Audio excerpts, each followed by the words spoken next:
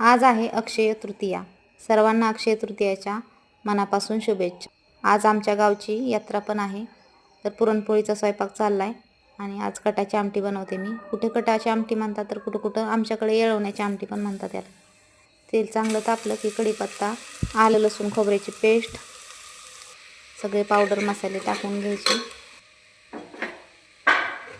मसाले चांगले परतले की त्यात येळवणी टाकून घ्यायचं आणि सगळं वाटलेले आमटीची डाळ, कांदा सगळं वाटण जे काढलेलं होतं ते नंतर ओतून घ्यायचं. आवडीनुसार त्यात पाणी घालून मस्त अशी येळवण्याची किंवा कटाची आमटी तयार आहे.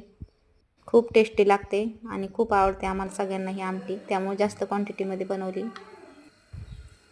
या सगळे छान पोळ्या खायला आणि आमच्या यात्रेला पण.